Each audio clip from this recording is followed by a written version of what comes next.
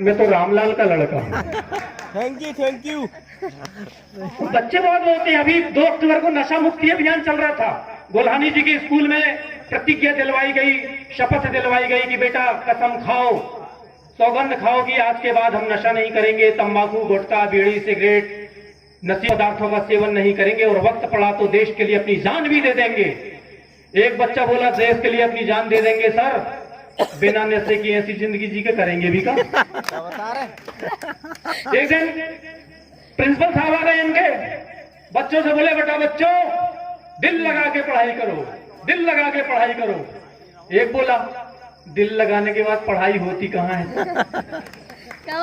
ऐसे हमारे कॉलेज में एक बार प्रिंसिपल साहब आए, बोले बेटा सच्चे मन से सच्चे दिल से जो भी मांगो वो मुराद जरूर पूरी होती है, सच्चे दिल से मांगो मुराद जरूर पूरी होती है। एक बोला रहने दो सर, ऐसा होने लगता तो आज आप हमारे सर जी नहीं ससुर जी होते।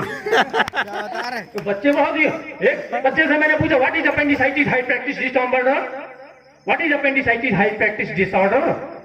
बच्चा बोले अम्बा जाम्बा लांबा। मैंने बोला ये क्या है। बोले पहले आप बताओ कि वो क्या था।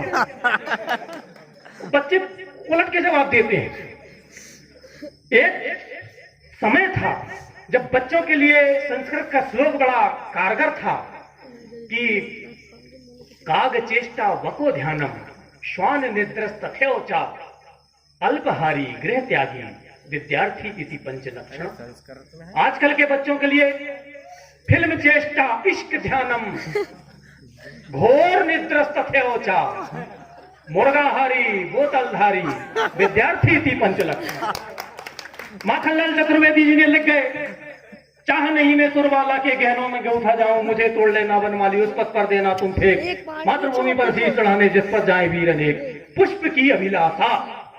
लेकिन आजकल के छात्र की अभिलाषा, आजकल का छात्र कहता है कि चाह नहीं मैं पढ़ूं किताबें और पढ़नता कहलाऊं, चाह नहीं मैं रटूं नोटबुक और रटनता कहलाऊं, मुझे पास कर देना सर जी, उस कक्षा में देना तुम फेंक, लिख पढ़कर मेहनत करके जिस कक्षा में जाते छात्र ने, जिस कक्षा में जाते पहले के समय में ये एक प्रतिस्थापना थी कि गुरु ब्रह्मा गुरु देवो गुरु विष्णु।